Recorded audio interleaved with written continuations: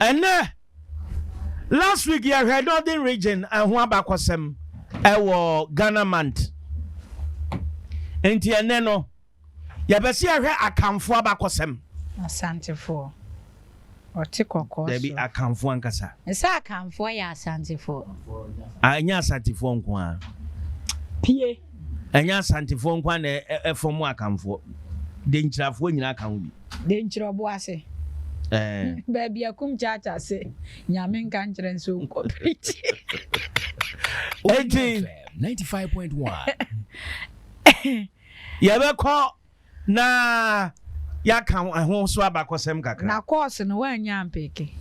There be almost me, mammy conjim. Omo pammy. That's a man for it. Your man, no master. Oh, and he be a trouble. If you make us a quadgy. And yet, for Yabe can't one back was some kakra. Na Yahu, I can for baby a woman free. Aya, good evening. Hello. Yeah, good evening. Yo, Nambibia Boko dear. Nyamia don't be boko. Yo, Mr. Kennedy Asari. Yes, sir. That's Yo, na money historians amukra Ghana bakosem. Na ene obesi ehwe Akan for baby a omu efri. Yes, sir. That's Yo, na Ghana manti. You see who baby will be last no shall free the northern sector how almost shabra boasia and they done in northern region and they say you heard the middle belts and I said the forest zones no yeah Akan for no na yen shall ye ka Akaya and then the near dikan yo the tearful say Sana Akan no na chem yusua efa 95.1 esremwatisi ho adesua na sana yinim no esremfo ni nyina eso no oman netifi no ene ye drum finfin na ya Akanfo no mo te kwayem na ye ta Akanfo a sabre no na Akanfo nkrofo a Womo doso pa buni beka say about 50% na ehwe o man ni a wo man mu nyina no a Akanfo dodo nko a be say 50% na ye kasa nkrofo na womo dodo no kasa na sese twi buni beka say twi speakers kasa no sese twi kasa no ankasa tise ye hwe nkru bi tise ebono afi ye hwe banda ye hwe adanse ye hwe Asante Onua Asante 95.1 Akwamu Denchira Chifo Sehi Wasa ebikra wo empona no honum na no se ye hwe kwayem die ne se na wudi ka aka no enu ntina ye ka wo ma mote kwayem no san krofi de senada ne kan no ebinom a kire se Yakopon bo ade no fit tititenu nyina no won de haya na opie friye ebi nso ho fi baabi na afei ebeka Akanfo a wo mote kwayem no enti se obusa Akanfo na san krofo eni Akanfo ankasa wo mote kwayem wo de won tempoa no na afei wo nti sirim kwayem nana wo mo etie because yanti ekuapemini fantini omo yanti omo ana omo fantino na me tell say Akanfo no say ye hwe Akanfo a mo kwaye mu say ene ye hwe ye regions na ye 16 regions kan no na ya hwa ne say etifi memfa extreme kwaye ene mpoa no ye because say Akanfo ni bi wa mo tempoa no na ene ye hwe Akanfo no a wo mo kwaye mu ni no mo ba o PS nti Akanfo ni bi tempoa no ne ye hwe mpoa no de ni ye twatro nti na ye hwe say Akanfo a wo te kwayem ye hwe wo mo tempoa no ti se anwonafo na afi ya hwe enkranfo na afi ya hwe mfantefo na afi nkrofo asantefo ni bi anasa akanfo ni bi wo empoano eni yehwe kwaye mu de no enti na fa amya fa wundin ama mefra we mu no fi so mo nte kwaye yo na akamfo no so edi abakọ sempa na awopese wo ka na matiefo ahu efa wo mo ho yo medase se hwe akan sana adi ehunu animdiefo o mo sua abakọ sem aye from archaeologists edi amaye no o se enokre efimra na ye stone age na ye de boy ya die nyina no ni nipa dodo na e wo Ghana hanu mu fi ha na asantefo no gidi se akanfo no gidi se wo mo de odoma kuma bo ade nyina no wo mo afiri ba bia na baaye wo mo de mu fi ha ebi nsusu se wo mo de mu fi Egypt ana se Middle East ena wo mo ba ha na wo hwe wo mo ase na wo mo nsenkan mu sitie no a efa kakra bi de wo mo so mo fi Egypt na baaye ana say Middle East na baye ebi kran so fi ancient Ghana woni say mre bi atwam na Ghana bi wo ho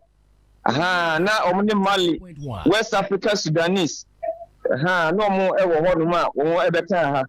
na han kra mo so mo fi no mo kire ba report ye mo pie free ye enu nyina no e ya ade a e ya desuade ma ye so mo so mo fi ha fi a ehin no mo pie free ye ni nyina no omo kan ho asem ema ya desuade ma enanchirimafo no se ampasa akanfo no se haya no mfiri a ehifa no pie free ye obi an so e wo ne de abakosem e wo ho no yo na de na apeso obi esu kire ene no yo ene de ye bi esu an se wo hwe bi ti se asantefo kra na asantefo de wo mo se wo mo de wo mo free ebon mu ne baaye ebon ba bi e fro asanteman so na kwaye kese ewa asantemem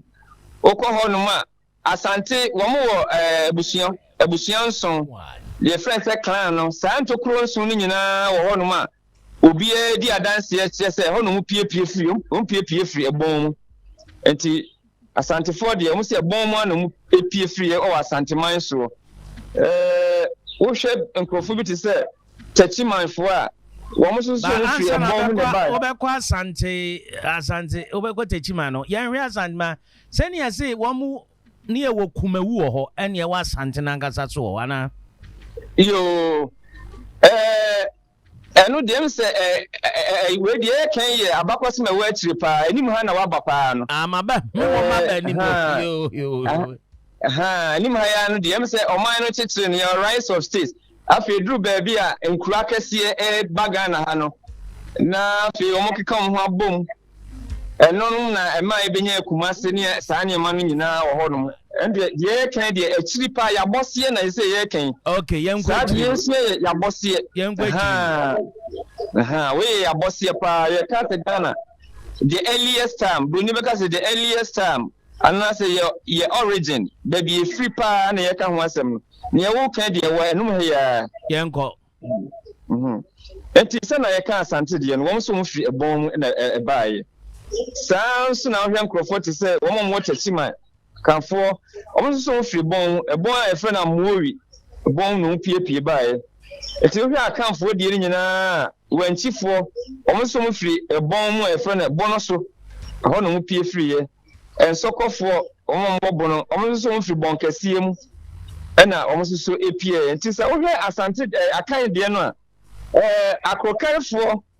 ene asebu amompo ano wo mpa na ekire se wo mo de mu fi Egypt ana se Middle East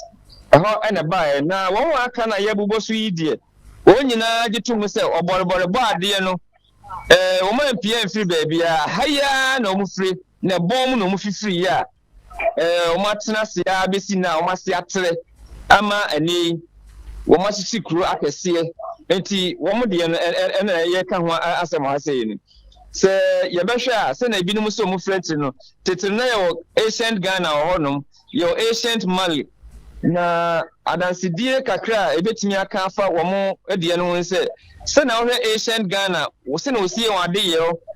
wo ahinsie na afi se na osidi ade ko enafem ene akanfo no de no nyina no ekọ pepepe enti se ebinum so mo free Baby na omoba aka mem hakra no a kakra bi ne baaye na oni ye ne nsuba ni nyina nso ese efiri baby a wotu free a ene woba betena hai. All right. Abusuya wabeke ho hayo ni 95.1 na yegusu wo Ghana mantie ese hu Ghana abakosem ne Ghana bibia ntino ene yensa aka eja Kennedy we historian by the based in Kumasi wo maye one or two things we should know efa eye akamfo ho na ye to aso no na ye bebisa say ora Kennedy say no Akan ekuo nankasa no onya boy ya nia eba obi atrim ye twi anasa Asante twi enti wo betumi amaye eno no ho abakosem kakra Asantefo no sene wo musifa eba ye no na ye de si ene for now na say yo me da se pa sana efe de drum bi no sana wo ka se Asante no se obi aka bi edru baby sa abusuan kuo nson ya ompie firi Asante manso no wo mo huru se no ye nyina ya Asantefo enso so ye tete se abusuan se na broni beka se sa broni nyina no wo mo society no na ye community enti wo mo nyina ka wo mo ho bom abusuan ba kwa na ye firi na oyoko abusuan no otimi ka Asante abusuan nyina bom enti sa oyoko abusuan no se enum na Asante hini firi the entire Asante hini free say oyoko abusuan mu say wono na otimi ka abusuan kan ni nyina bomu na wo mu ka bomu the entire mu ka bomu ni say ya kas Asante a ejina ma say esa enti efo nkrofo mu kokon because of war Asante o say esa de Esa war because of war you know they came together esa entifo antina edi Asante ne baaye no esa wo ko war na Asantefo na nkasa no wo mo pentokwa wo mo peko esa nti no mo keka wo ho bo mo say wo hwe se mre bi a atwam na see society no jumadia na esi omanim an say obia be expanding the territory na wonya asase bebreba ubenya na resources bebre ubenya nkrofo a ubehye won behye wase na wadi won so enti Asante no mutimi kokon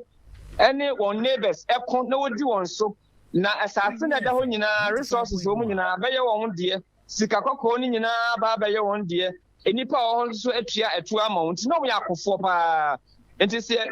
ye from Asantefo no chese on bobo no ka bom se kanya sa nkoma nka mbom enye esenti a nkom nyina trentra se abusuan maako enti eseni ntie mom nyina ka bom na afi obi obetu su sabia mutumi di usu nkunim enti ntokwa na wo ka ho asem so mo so no mo ya ade pa that's it pa na sa time no mo kanifo bia na ne din ye popular na